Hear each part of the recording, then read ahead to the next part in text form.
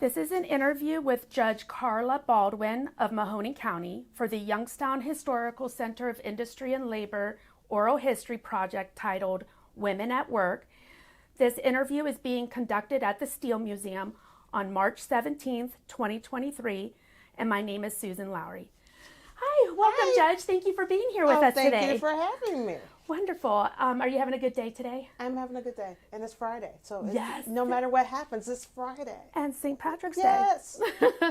I actually wore green today. You did. I did not have anything green, but you know, That's okay. It's okay. All right, so just some introduction questions to get us started then, Okay. okay? Where did you and your family live when you were growing up? We lived in the city of Youngstown, so Oh, okay. south side, west side. That was my upbringing. All right, and where did you go to school? I went to Calvary Christian Academy, which was a very small private school that was operated by my church.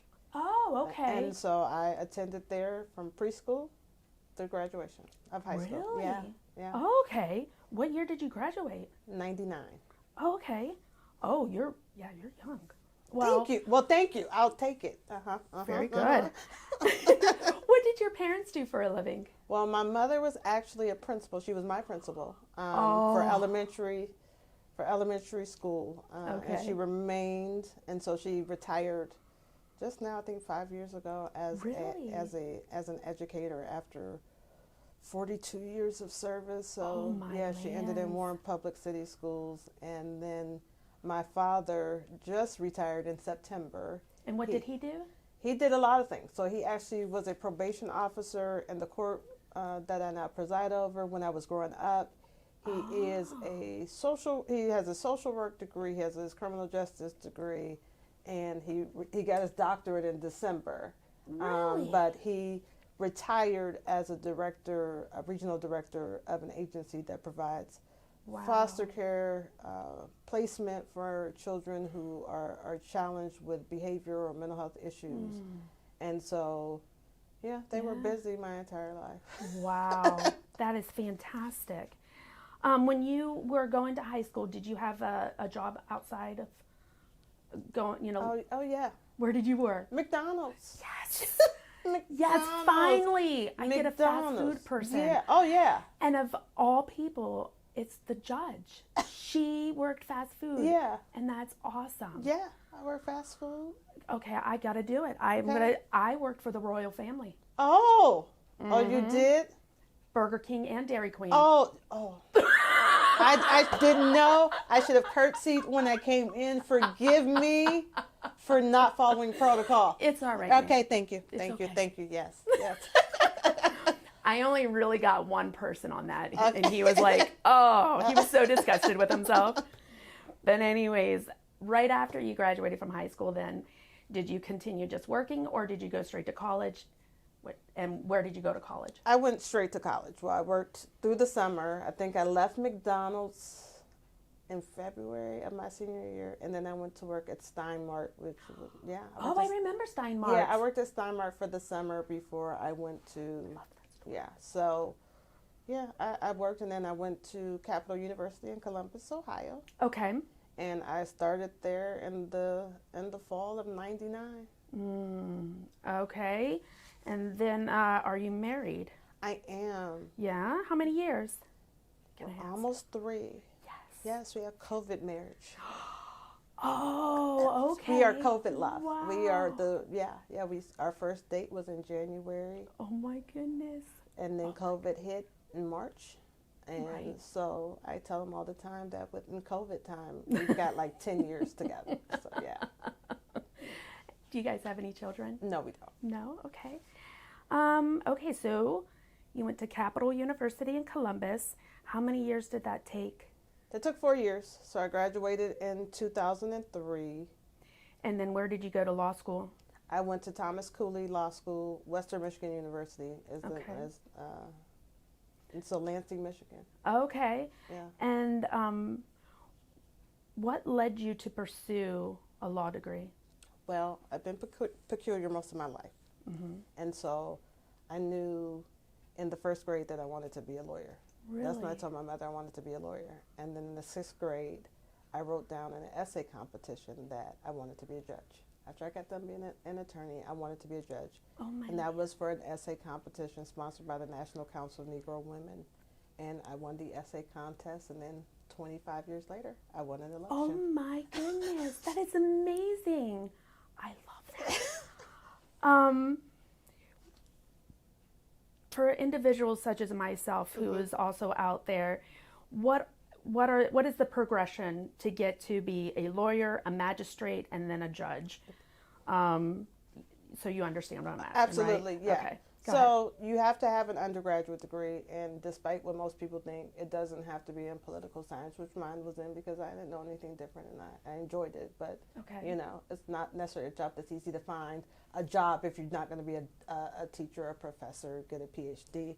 So after you graduate with that degree, it doesn't matter what degree. Again, it can be English, it could be theater, it can be, and you get accepted to law school. You have to take the LSAT, which is a law school admission test. Okay. You take that, you make your application, you get accepted, then that's typically a 3-year program. Okay. And some schools have different schedules. My school was very nice. I went to school full time, but I'm not a morning person, never have been.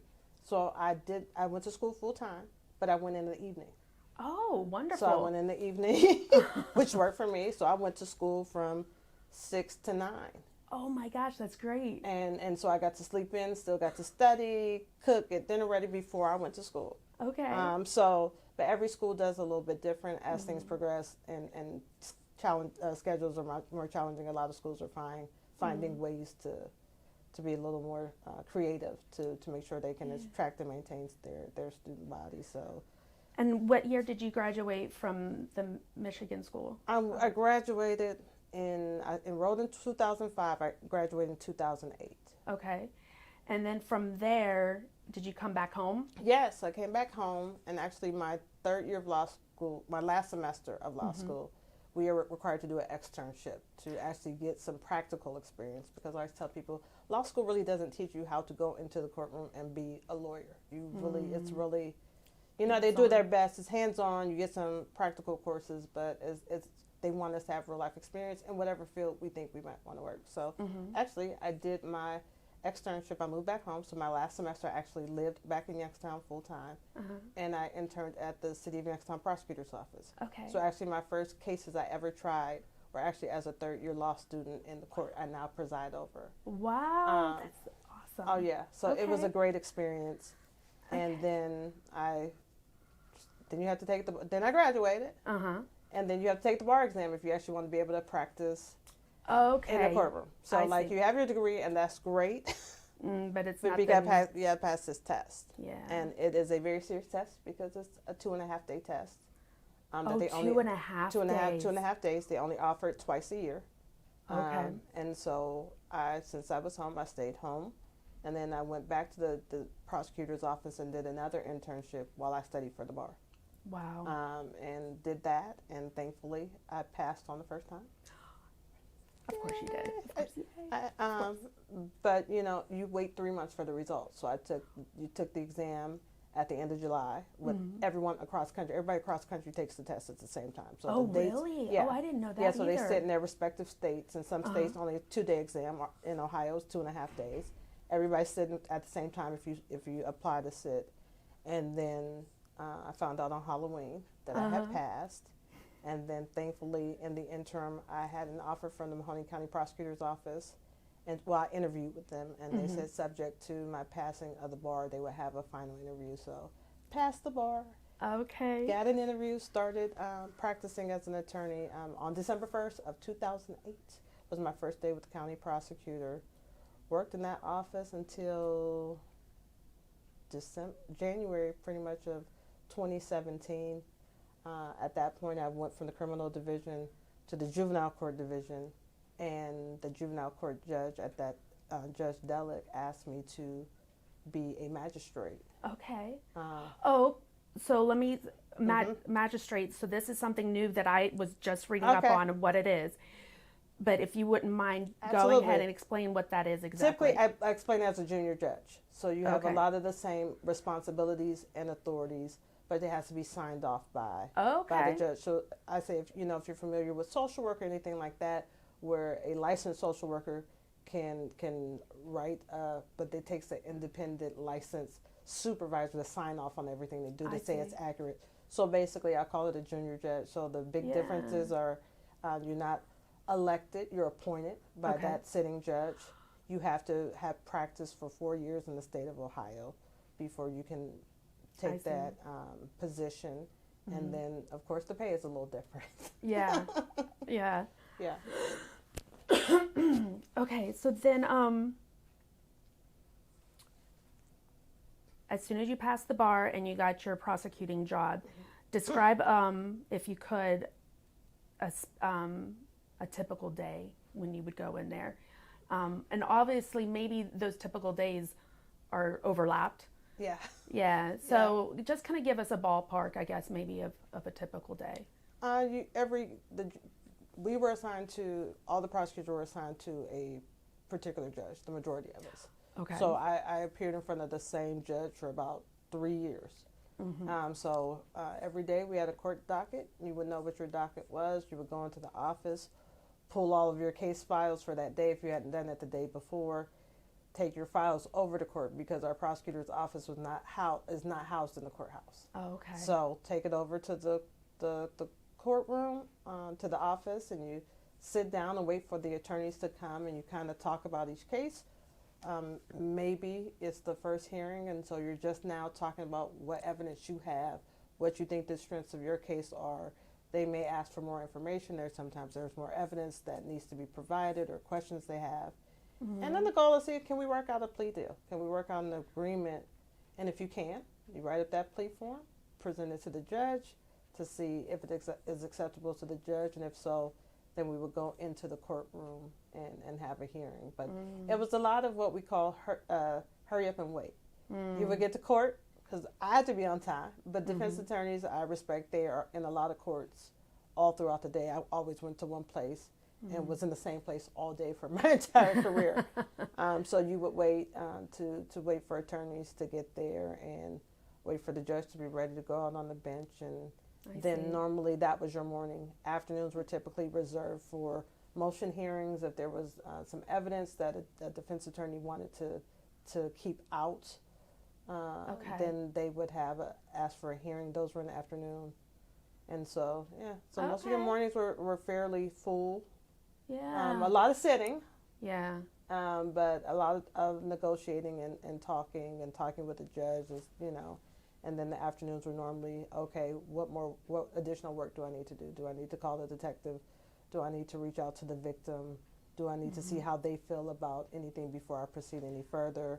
I was about ready to ask you, do you have to do your own personal investigation, or do you rely solely on the detectives and the paperswork? You rely on the detectives and the paperwork, but you have to bring it together. They do their work, again, from their perspective. But now you being the one being responsible for proving it beyond a reasonable doubt. Okay. Sometimes you say, okay, make this make sense to me, or connect this, or did you talk to this one, or do we know this? Or because you talk to the defense attorney and they have their perspective, they speak to their client, and you just want to make sure, because as prosecutors, anytime we go into the courtroom, we're saying that I believe I can prove this case beyond a reasonable doubt. Okay. So that means our victim's still cooperative, because things happen from the time an incident happens by the time it gets to the felony court. So just kind of making sure all your ducks are in a row. Yeah. Yeah. Sounds like my type of job. What was I doing?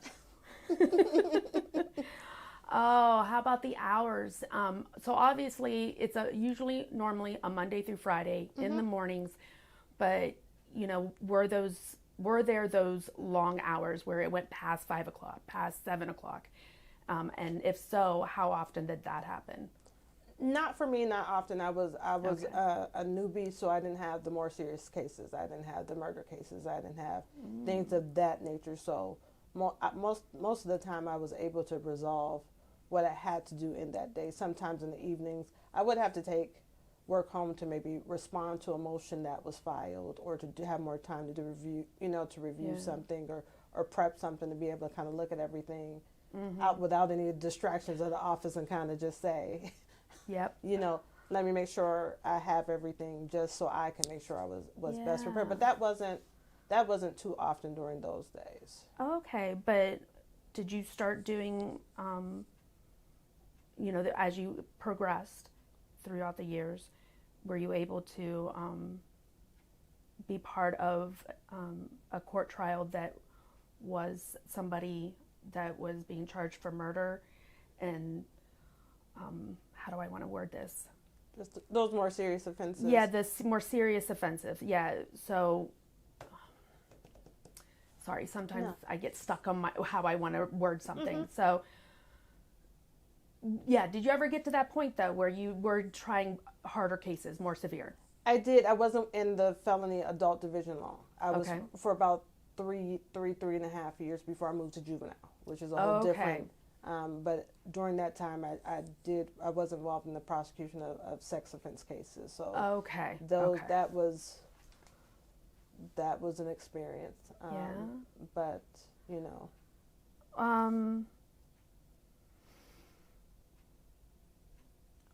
Well, that's actually part of my question here is the types of challenges that you encountered.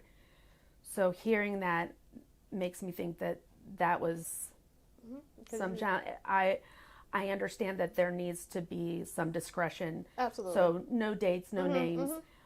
But of course, it would be interesting to hear what those challenges were. How did you overcome them?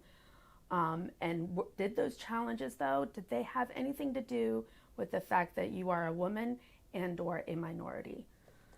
I won't say that they had anything to do with me being a minority. I'd say the challenge was, things happen in this world. Clearly I'm a prosecutor. I went to law school, wanted to practice in the criminal justice space. But when you actually read about what's happened to a young child or a woman, and then you meet the individual and you see their pain, you feel their pain, and you carry that, it becomes a different kind of real. So that was, I always say, and I have great respect for all of those who practice in this space on both sides, both prosecutors and defense. But when you are dealing with the living victims who are dealing with, I would argue one of the worst things to ever happen to you.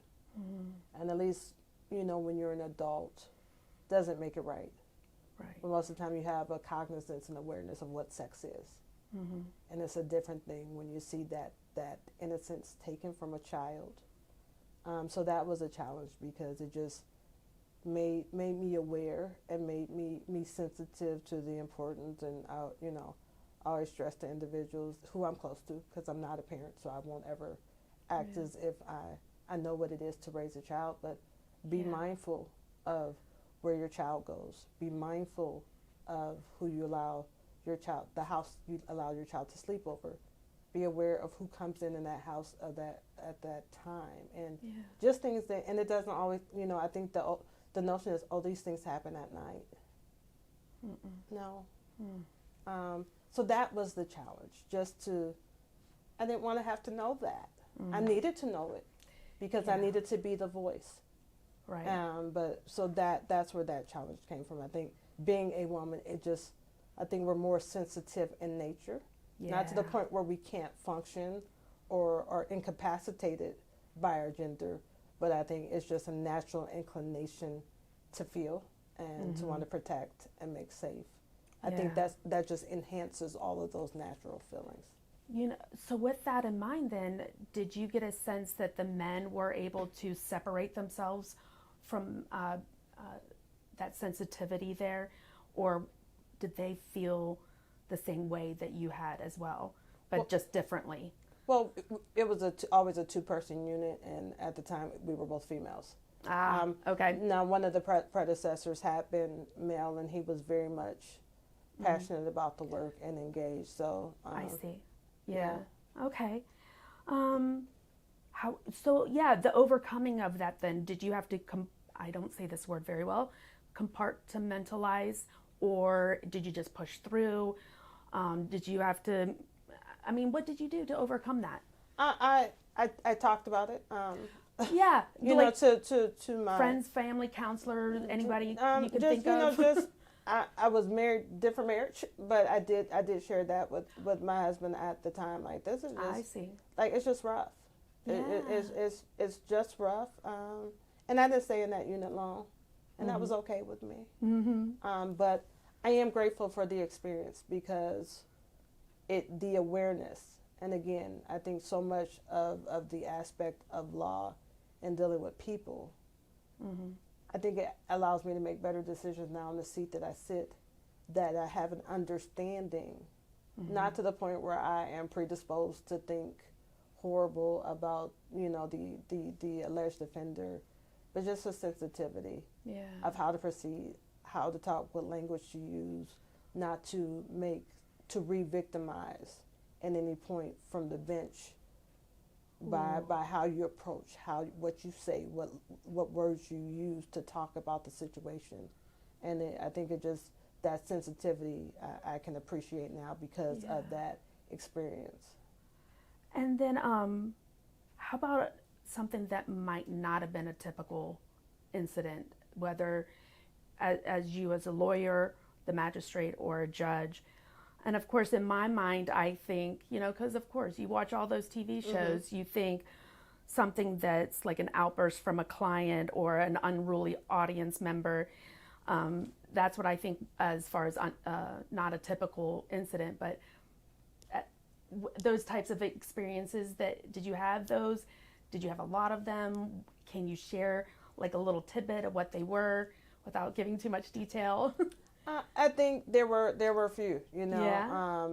at different spaces, because now I've been in this space for about 15 years. Mm-hmm. And so, I recall being in the felony court and having a defendant at sentencing say, oh, yes, I admitted to using drugs, Mm-hmm. and then got so overwhelmed, I think stressed himself out that he passed out. Oh, you wow. know. And he Okay. and he came back and he was okay. He was able to be revived. I think he kind of shook himself Yeah. up a little bit, and that was, I wasn't prepared for that, and So but it is one of those things you're never prepared what is going to happen, but you just kind of move forward. you move forward. You defer to the judge again, Mm-hmm. and it just kind of paused because now we have to make sure you're okay. Yeah. Everything stops, and Okay. the deputies immediately responded, and like I said, it was just a momentary thing. It wasn't anything of any significant amount of time, but it was like, whoa, didn't expect that to happen Yeah. today, And then you do get, moments where, now on the bench, I remember there was a hearing where it was an evidentiary hearing, and a mother had to watch her son being killed. She had to watch that video being played in the court, and Mm-hmm. and her gasp, and that emotion is not often that you have to have that experience. And occasionally I will see individuals who get upset and are frustrated and our behavior is not appropriate, but most of the time I'm able to redirect Okay. because it's stressful. Yeah. And that's what I have to remember, and I encourage my staff to remember, no, we don't accept disrespect, but we have to also understand when people walk in here, we're coming in here because we chose to come here, and we get paid to come here.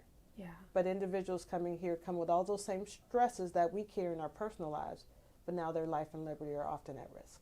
Mm. And so they come in and they hear something and they don't trust the system, and then they respond inappropriately. So Yeah. I'm thankful that I have a really good crew, Yeah. and so we're able to often educate and redirect and not see continued behavior. But yeah, so you have moments, so it's always important, no matter what your role in is the court, is just to always be aware, Okay. and then know when to be quiet, know when to speak, know how to watch frustrations or temperatures with people change, Yeah. so that you can respond. Because if an individual comes in emotional, and if I, with all the authority that I have, respond with the same emotion, Mm-hmm.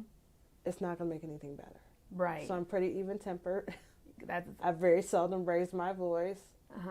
and yeah, but you never know what's going to happen. Never a dull day is my saying, Susan. Yeah. Never a dull day. One day somebody asking, tried to bring a pit bull into the courtroom, in the courthouse. Like, no, Not gonna do that. The pit bull wasn't on trial? No, pit bull wasn't on trial.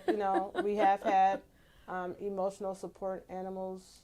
Yeah. Service animals. Yeah. And those are acceptable. Those are acceptable. So the service animals. This was just a random pit bull. Yeah. That's funny. And someone one day did have. I was on the bench and they said, Judge, individual has a service animal. I said, okay. So they let me know, and it was I can't remember one of the dogs that looks like a wolf. German Shepherd? No. Oh, what's the other? No. Yeah. Beautiful dog, beautiful, but it's big, and then and so I knew that the dog was coming into the courtroom. Yeah. But everybody who was sitting, yeah, just to see their faces as the individual walked in with the dog, and everybody's eyes just kind of. Yeah. So it's you have, but our goal is to make sure everybody gets through, no matter whether I was a prosecutor or a magistrate, to get through okay. Okay.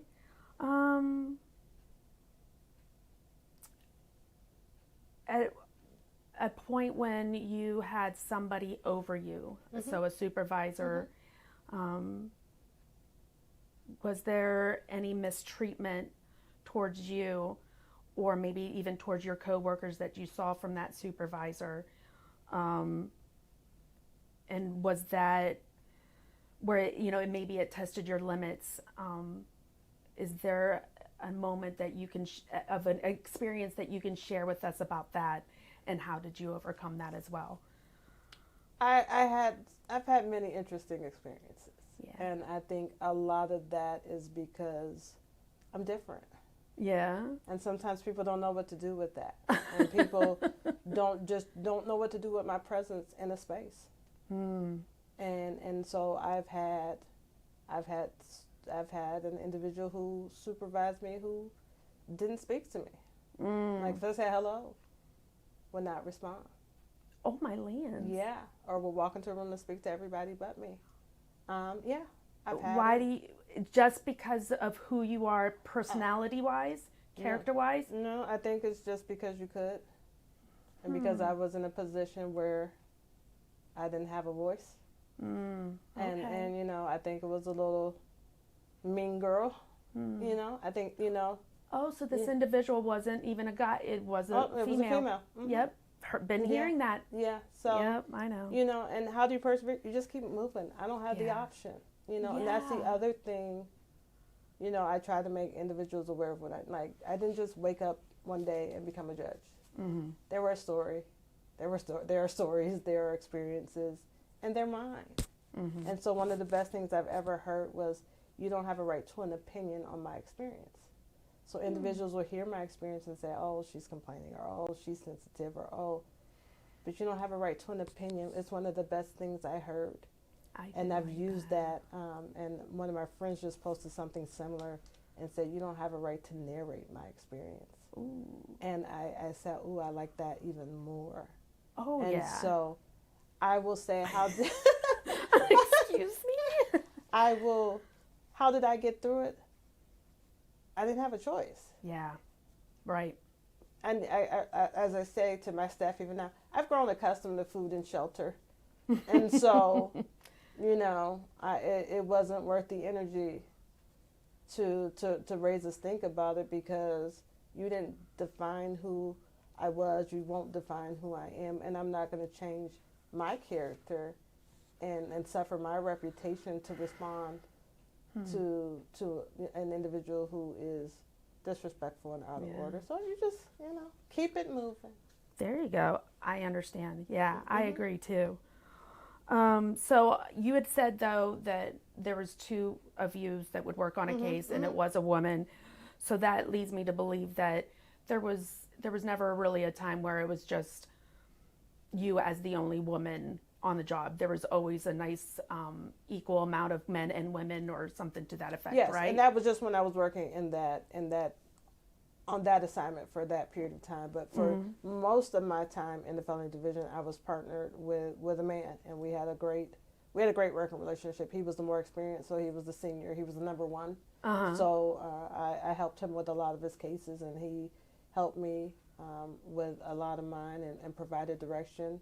That's what my next question was yeah. going to be then, is what did he take you under his wing, Oh, educate you, help you out? oh yeah, he was awesome. That's great. He's awesome, and now he's on the bench and serving as an administrative law judge, you know, Fantastic. for the feds. So Yeah.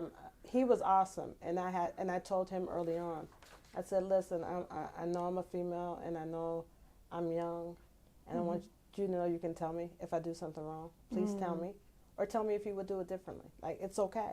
Yeah. Because I want to do it the right way. And so I appreciated feedback, and we had a really good working relationship. It sounds like that having that open communication was kind of key for that. Oh, absolutely. Yeah. Being brand spanking new and not knowing Yeah. not knowing anything, and Well, and then backtracking about the one person who would come into the room, say hi to everybody else, but not you. That closed communication, there's that division, and having open communication. And it is sad. Part of it is that we're not being educated enough, and the fact that we're not being willing to be open and talk things out. absolutely. I feel like that's a really common theme in this room today. And I think it is probably for so many Yeah. is if you don't say, I can't be better. And so I don't Yes. say, oh my goodness, if you go through, I never made a mistake, I never made an error, I never made an issue. But to say, oh, you made the same error over and over and over again, did anybody say anything? And so that's why I tell my staff, if I correct you, it's because I love you enough to make sure I want you to be the best at what you do. Fantastic. And you can't improve if you're not aware that there's an issue. Yeah. So that's really the bigger. So I always say, You see, I'm like thinking, oh yeah, this is all making sense. It makes sense. so I'm grateful for all of these experiences, whether negative or positive, because it's made me a better employer. I think it's made me a better judge. I think it's made me a better woman, just a better human being. Yeah. All right. Okay. What do you enjoy the most about your job? I love seeing people's lives change. Oh, Like, that's like, good. like I love it. Like, I love the law, and I love people. Like, I love people. I love the defendants. I love the victims. I love this city, and I love the law, and I love that we are now at a point where we have the opportunity to marry the two Yeah. and say, okay, I always tell individuals, it's great if you allow hopefully this is the worst thing. Hopefully this misdemeanor offense where you cannot go to prison is the worst thing that ever happens in your life. Okay. So if we can use that and use the influence and the power and the weight of the law and its consequences to somehow make this a trajectory to become the best thing that ever happened to you. If this is your rock bottom and we can give you a team and support and resources and substance abuse treatment and mental health treatment and access to an employment counselor, and this becomes the best thing and you're changed, that's when this community wins. Yes. I can easily write an order to send you to the county jail, but you're going to get out and you're not going to be better. So when you see those moments where you see an individual who's struggling, and just to be able to speak, I speak to what individuals do. I don't believe I have the right to attack who they are. And so that's what I do. And so when, just on the bench, and I also preside over a drug court and veterans treatment court. And to see, I can't tell, I could tear up telling you about the individuals who I have seen literally transform with a team of people they never knew in a courtroom with this animated judge who's acting as a cheerleader, or individuals who don't have those issues or not in that court, but just on my general docket, to hear from their probation officers, oh, they made a great turnaround, or oh, they're working through it, or oh. So I think the courts have to become a helping station. Yeah. And now that we have just the response, and no, we won't get everybody. No, I'm not delusional to think, oh my goodness, I had this magic judicial gavel and it just makes everything better. Yeah. But I believe everybody's worth that effort. That's beautiful. And when they feel it too, to see that change or that trust or that response, it makes it worth it. So the least thing that you would like about your job, I think we did touch on it earlier, is talking to those victims. I can imagine that being one, but now I'm starting to wonder too, let me let you speak. I'm so sorry. No, you're okay. But You're I'm okay. thinking ahead because it just makes sense. But yeah, what would be the least part of your job that you that you don't like? Yeah. The hard part is the fact that we don't have a crystal ball as judges, which I try to help the public. Like, listen, please believe me. I do not expect for you to like everything that I decide. I don't think that you're going to agree with every decision I make, but I never want you to question the integrity with which I make the decision. That's my goal, that I carry myself and honored the job and the oath and the seat in such a way that you say, I don't like what she did, but I don't question her motives. I don't question. So the hard part is when you don't know and you make a decision and you're hoping and praying that it was the right one. And I say that because I deal with misdemeanor offenses. So nobody that I deal with and have the decision authority to actually sentence will ever go to prison. Not in my court. Yeah. But they do have to go back home. And so much of what I deal with is just quality of life.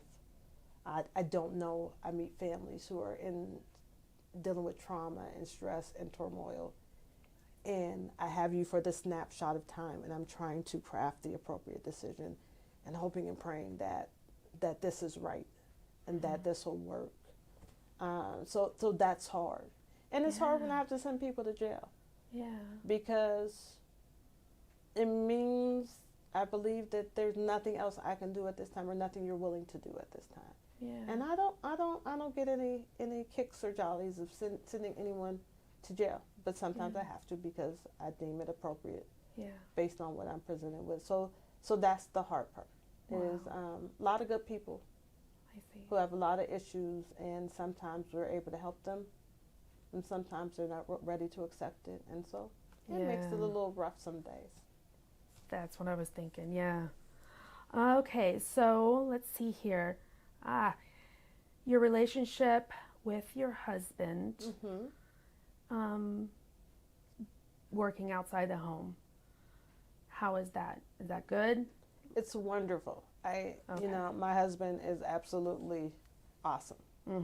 Of course, he drives me crazy, and I get on his nerves. That's also, one of the secret vows of marriage is to, I'm going to be the annoyance for the rest of your life, and you're going to be mine, but we're not going anywhere. Yeah. So that's the beauty. Is he works, I work. I'm very involved in the community. I serve on a lot of boards. I'm always at a meeting.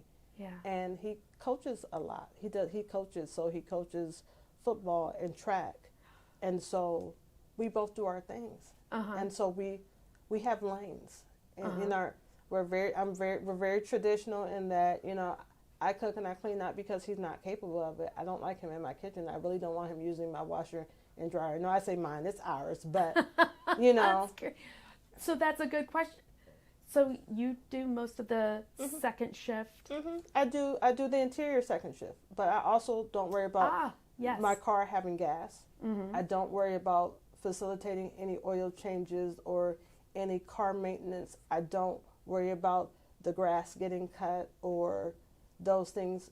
I grew up in church, so I'm a church baby. So I call it ministries. I have the inside ministry and you have the exterior ministry. So we have, and we trust each other. Yeah. We trust each other that we're both smart and capable of doing all these things, because clearly we are no spring chickens when we got together.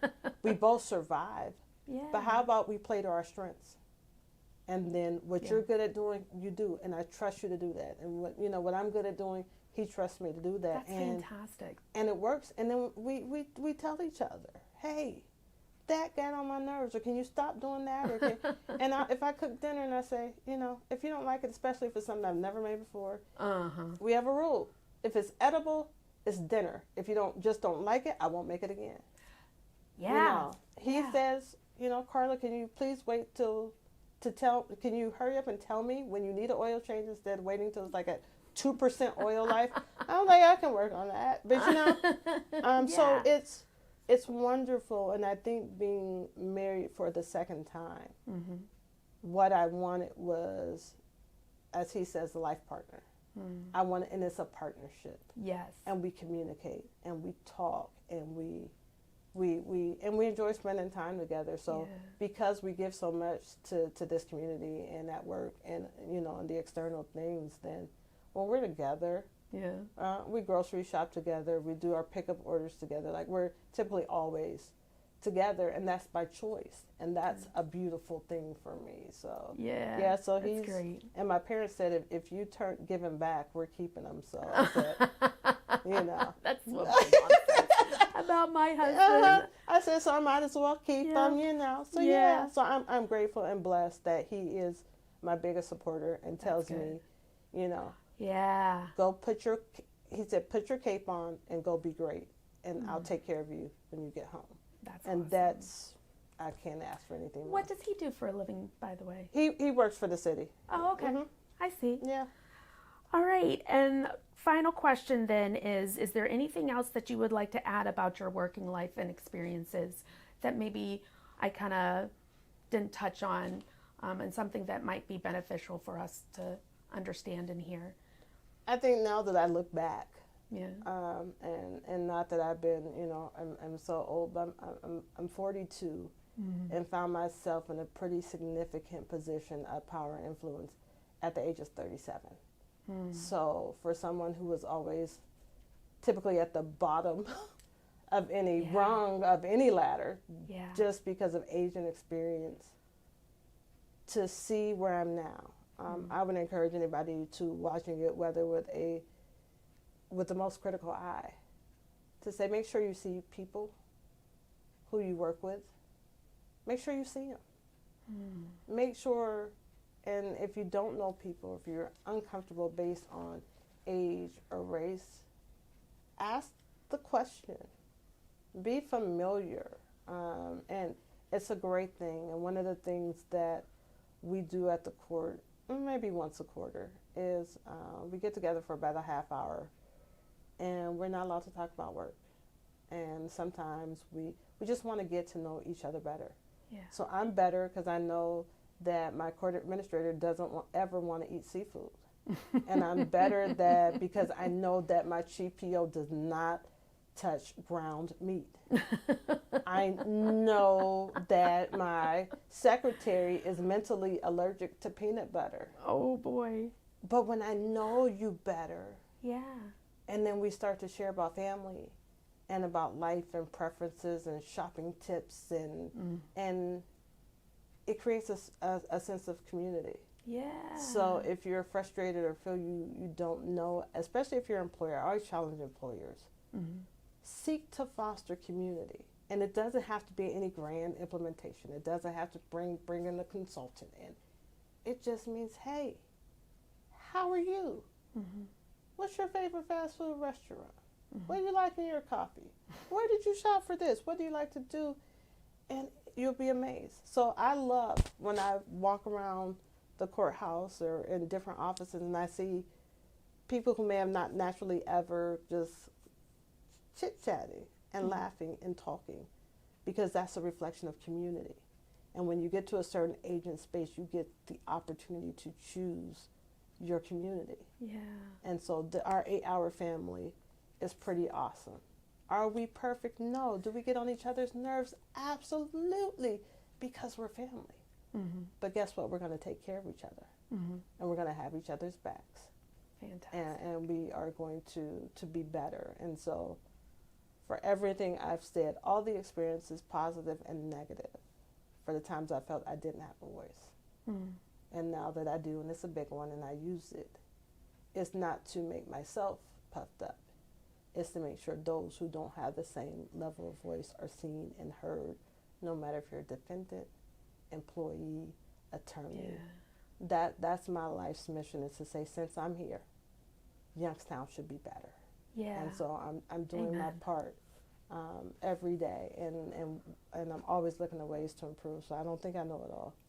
But again, no one has a right to an opinion on my experience. And so what I've learned is not to empower individuals to give their own narration. Yeah. Now, you're part of a lot of organizations. Yes. I think I saw Oh, online. yeah. So that's one way how you are able to Mm-hmm. share what you're sharing Mm-hmm. and make, like you said, make Youngstown come first and be a good community. Absolutely. So that's fantastic. Thank you. Yeah. Well, thank you very much for being here. Oh, thank you for having me. Oh my gosh, this was great.